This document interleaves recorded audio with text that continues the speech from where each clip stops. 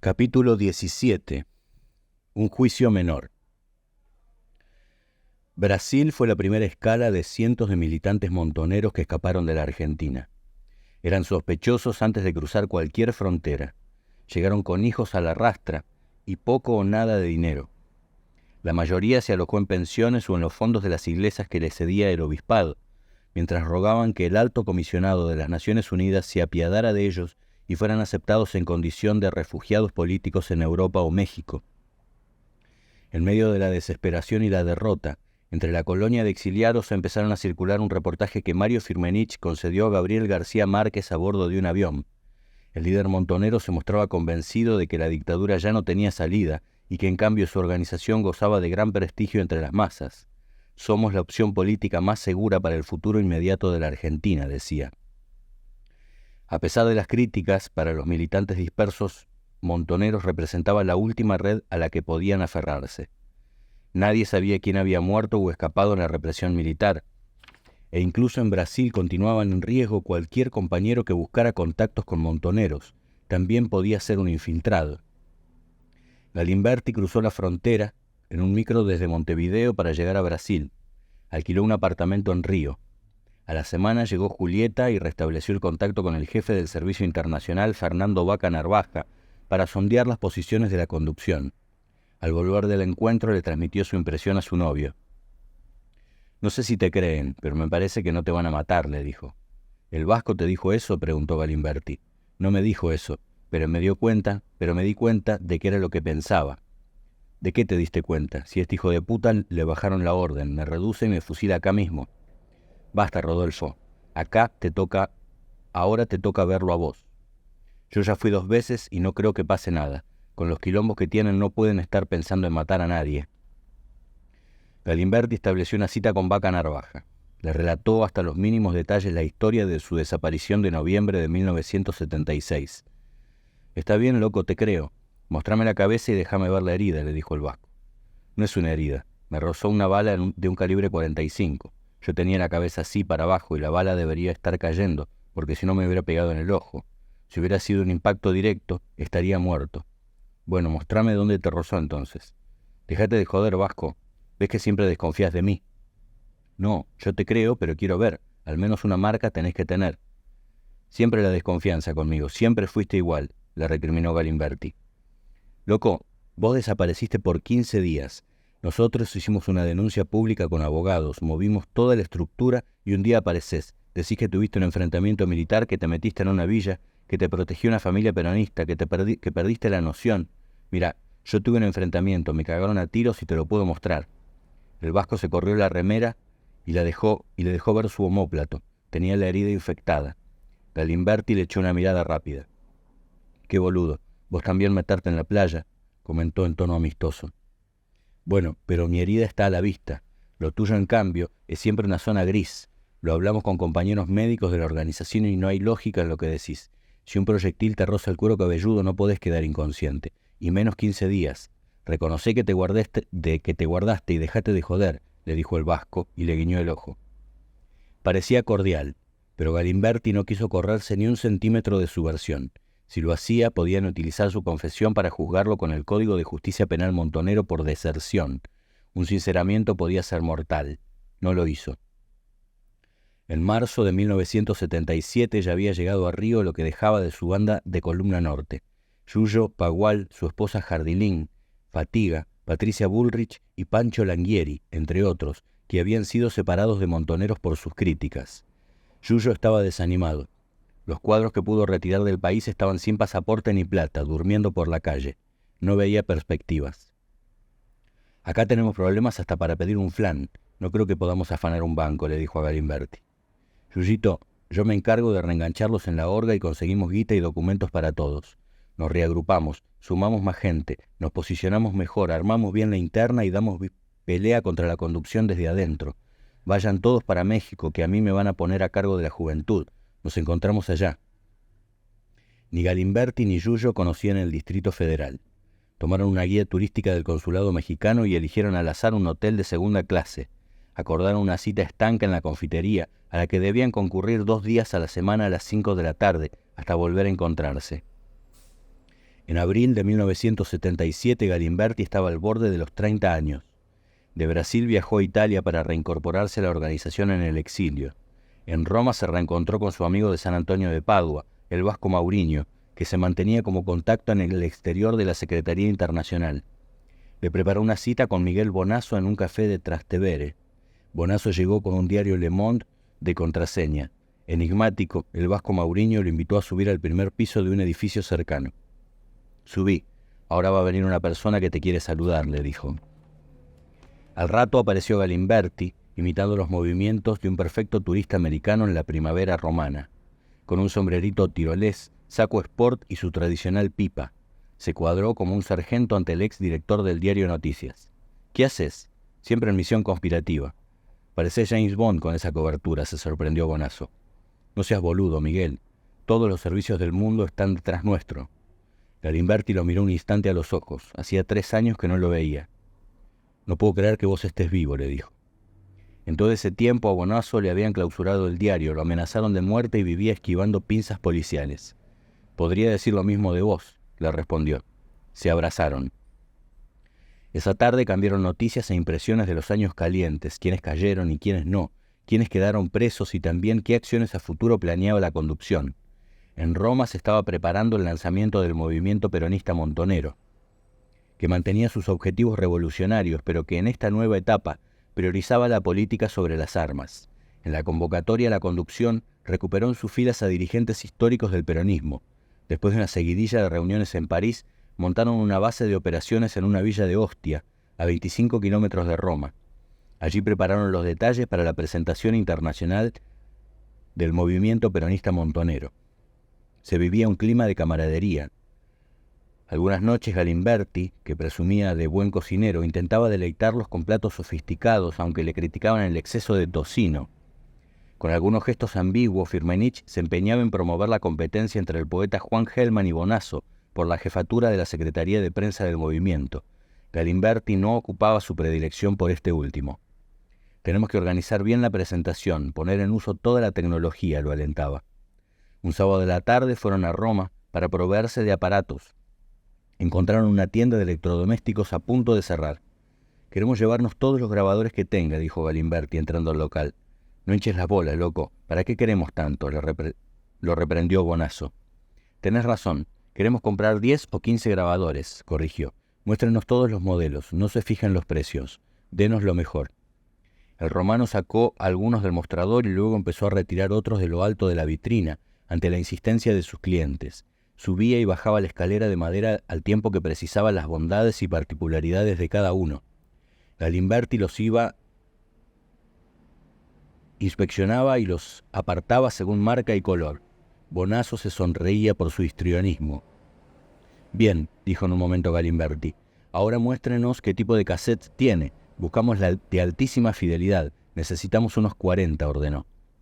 Cumplido su pedido, empezó a sacar fajos de dólares de su chaqueta y pagó la factura. Se fueron del local con una caja grande que cargaron arriba del techo de un taxi. El romano los despidió en la puerta maravillado. Al Tano se le paró la pija con la compra que hicimos. Ahora llega a su casa y le dice a su mujer: «Querida, no te puedo contar lo que me pasó hoy», y se la regarcha de la alegría que tiene, le comentó con sorna a Bonasso. Se reían. Entrada la madrugada, Firmenich los recibió enfurecido. «¿Dónde mierda se metieron? Los mandé a buscar por todos lados. Pensamos que habían caído en cana. Son unos irresponsables, un par de pelotudos». «Y bueno, estuvimos trabajando», comentó Galimberti sonrojado. «Sí, me imagino. No se habrán ido con las putas romanas, ¿no?» A Firmenich lo enojaba la indisciplina, pero más se irritaba las noches que perdía al Tej. En esos meses la táctica y estrategia de la guerra se había convertido en el juego casi oficial de la organización. Pasaban largas horas derramando el cubilete sobre el tablero de un mundo de cartón. Con su ejército de dados y de fichas, movilizaban las tropas y conquistaban imperios. El jefe montonero había elaborado una lúcida teoría sobre el juego que le permitía demostrar su relación con la guerra real, que en la práctica casi siempre perdía contra quien fuere. Pero, en la práctica, casi siempre perdía contra quien fuere, y era mal perdedor.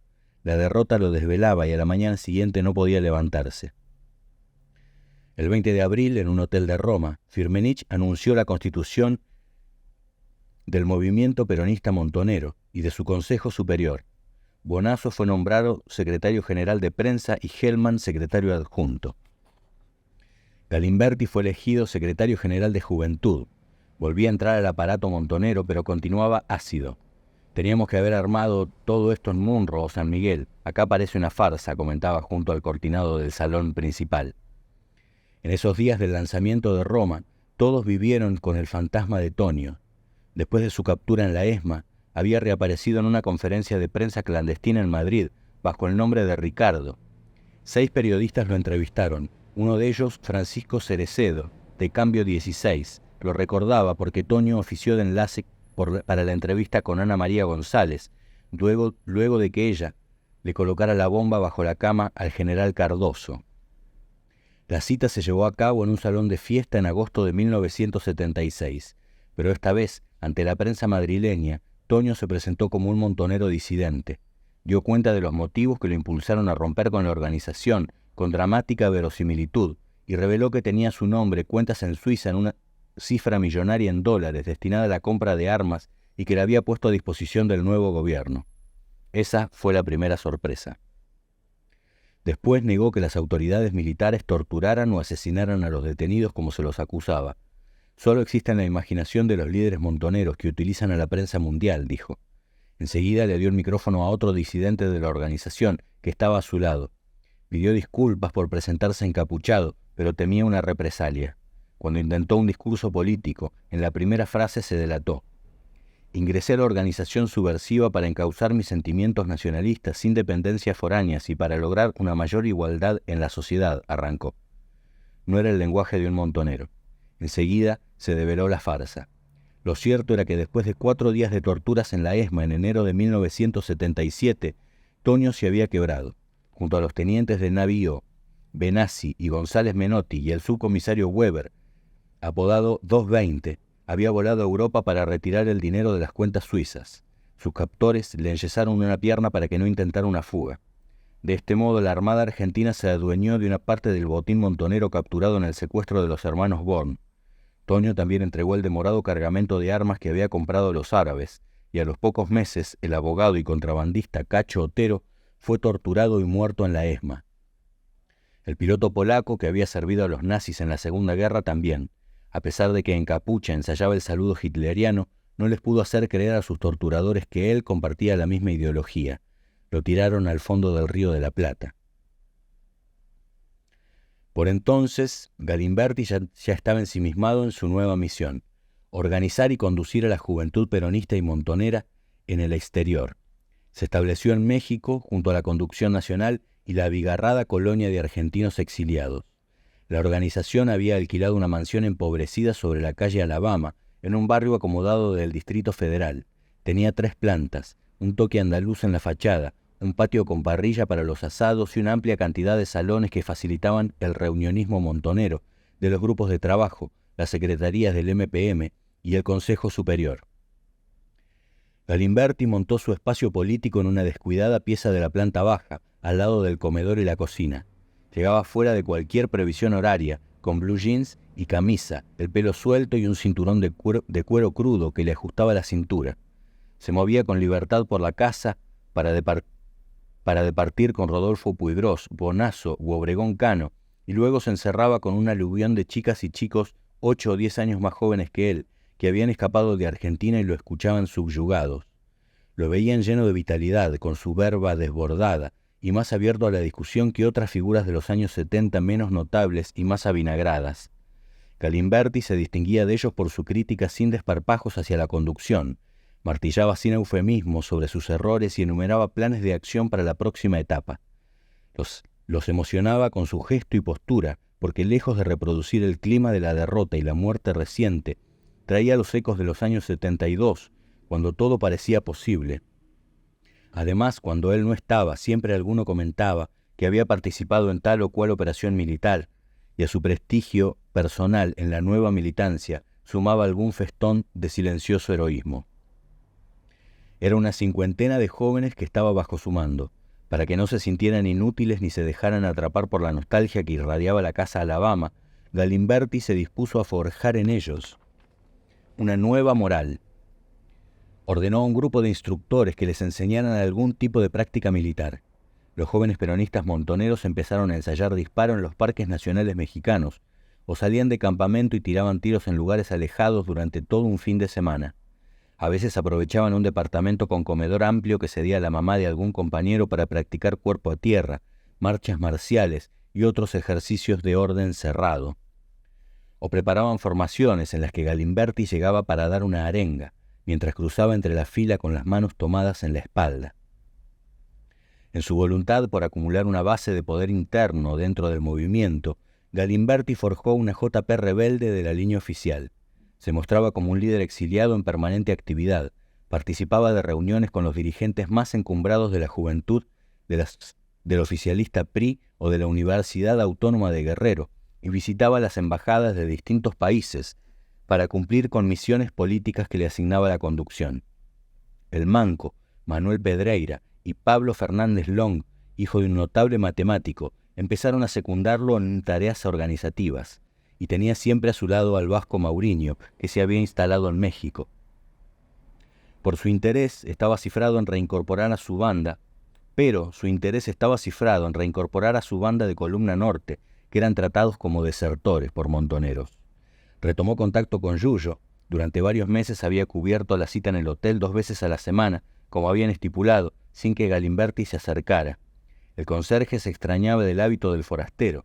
Se sentaba durante 10 minutos en el hall, se retiraba, regresaba a la hora, y luego se marchaba de inmediato sin formular consulta alguna. Yuyo no estaba dispuesto a relajar los códigos de seguridad de la vida clandestina argentina, ni siquiera en el exterior.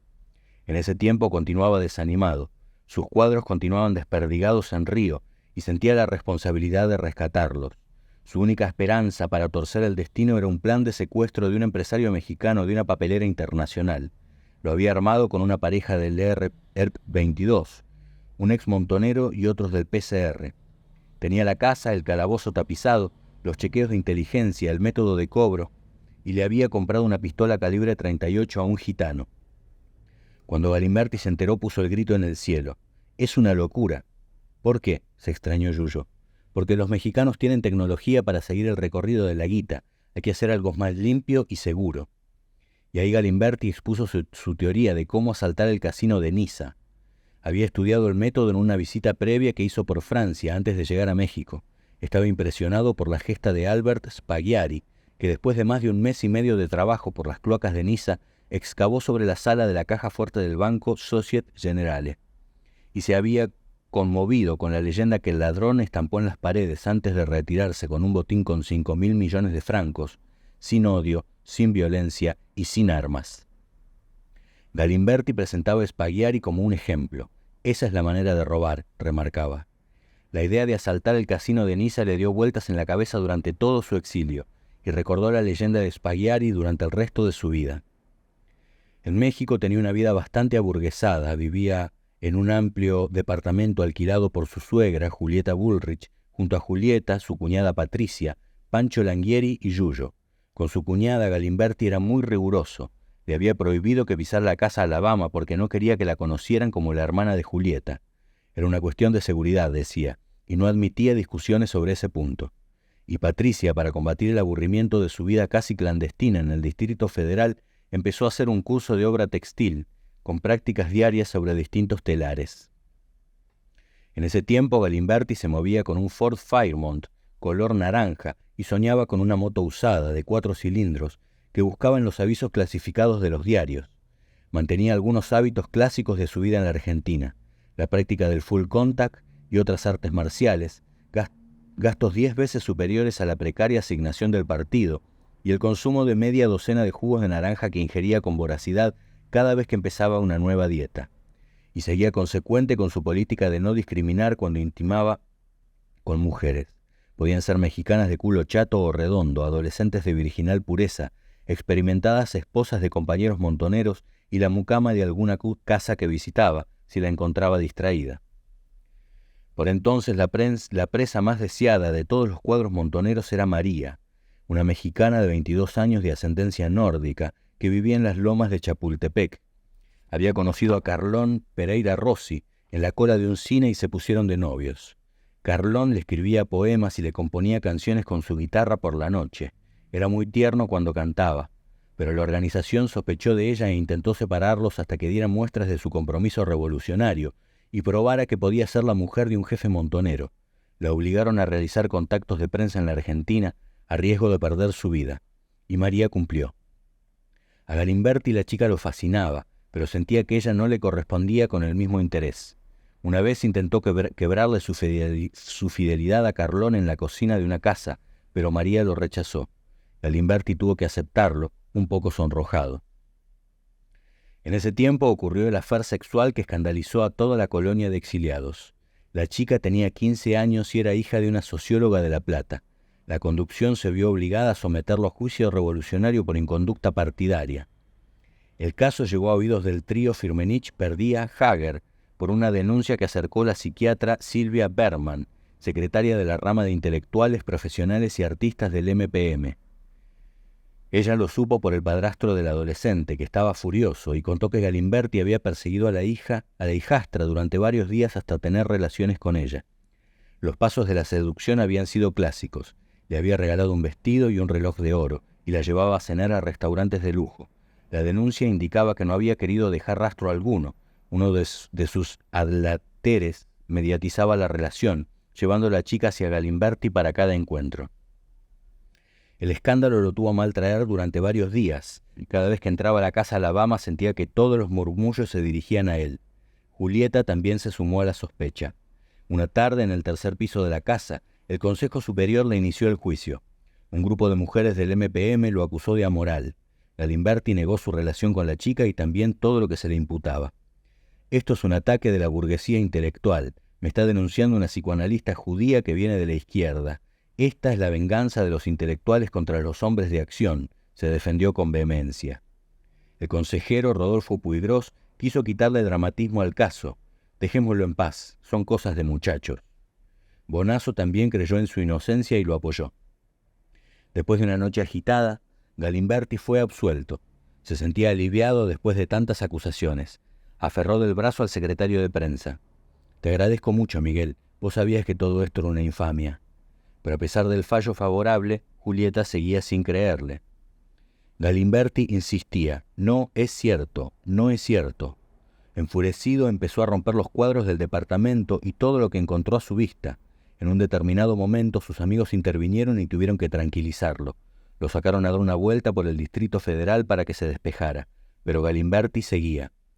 «Pero ¿cómo esta hija de puta puede dudar de mí? ¿Cómo puede ser, con lo que me conoce, con los años que llevamos juntos?»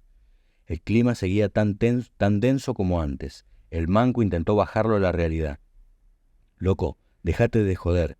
Si yo te llevaba a la mina», le dijo. Galimberti quedó en silencio por unos segundos. «Tenés razón, qué boludo. Me estaba creyendo mi propia mentira». En enero de 1978, el general Galtieri organizó una misión secreta a México. El plan contaba con el respaldo del presidente Videla y el comandante Viola. La estrategia de Galtieri fue llevar al oficial montonero Tulio Tucho Valenzuela, que estaba secuestrado en el campo de concentración La Quinta de Funes en Rosario, para que marcara el refugio de la conducción montonera. Dejaba de rehenes a su esposa a punto de parir y al hijo de ella. Viajaron con Tucho militares del segundo cuerpo y agentes del servicio naval. El responsable del grupo era el mayor Jorge, el alias en el centro clandestino del teniente coronel Pascual Guerrieri. Después de que se alojaron en el Hotel Mayaland, Tucho fingió cumplir con el plan de sus captores y fue a la casa Alabama.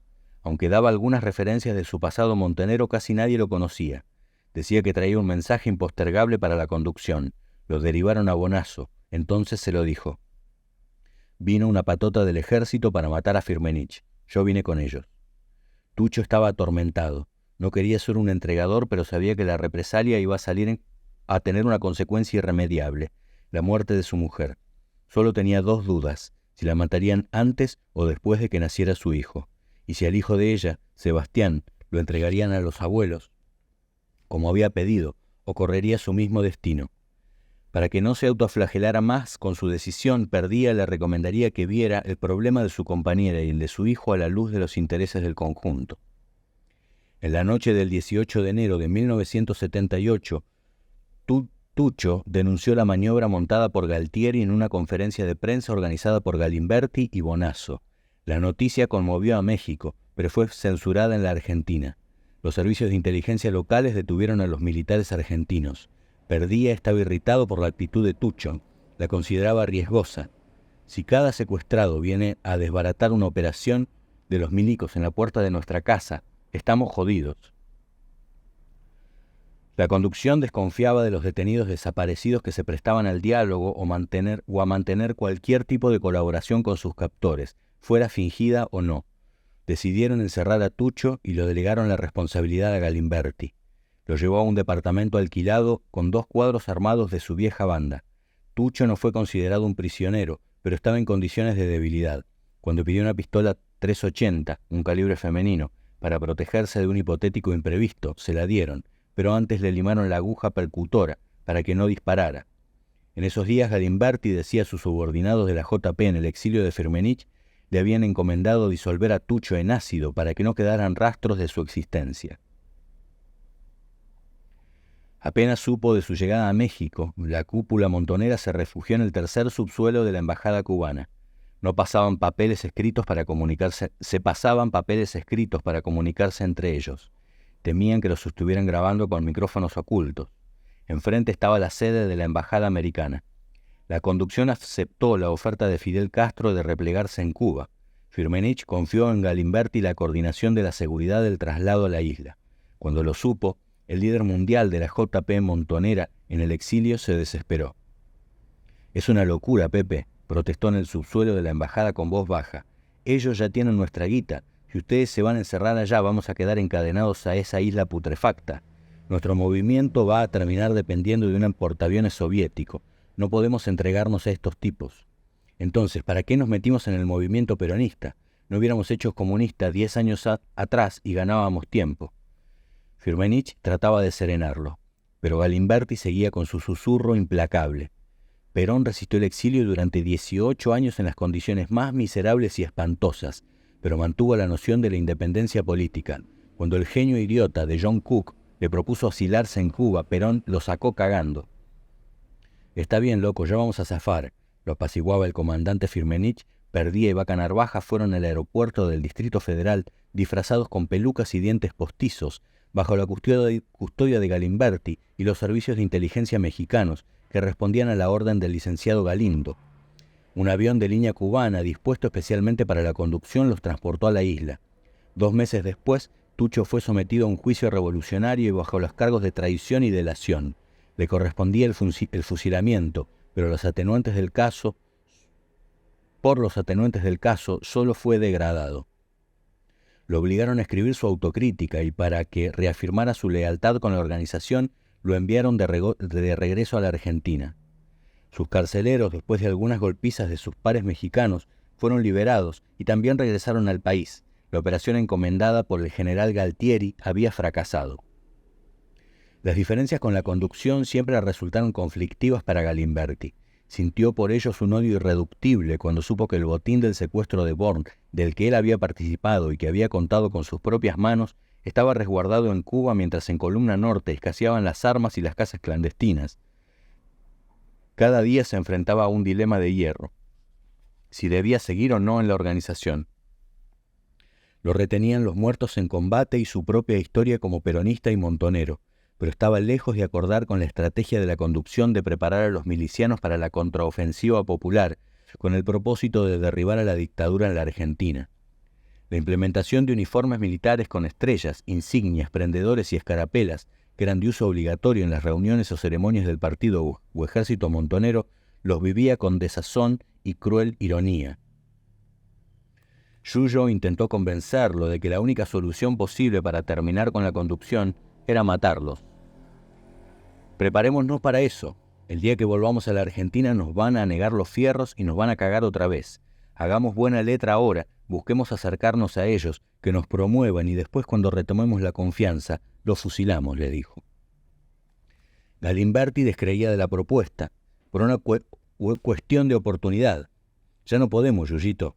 Si hubiéramos sido verdaderos revolucionarios, los tendremos que haber matado en el 66, cuando nos intervinieron la columna». en el 76, cuando nos intervinieron en la columna.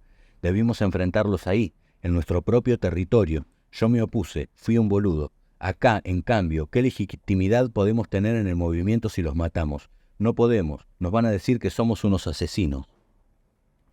Al tiempo, para gusto y satisfacción de la conducción, Galimberti elaboró su autocrítica personal.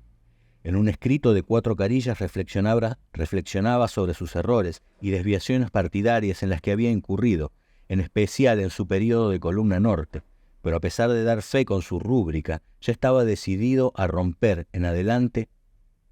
Con la plata del aparato, Galimberti se preocupó por construir una base política sólida que le sirviera de sustento al momento de promover la ruptura.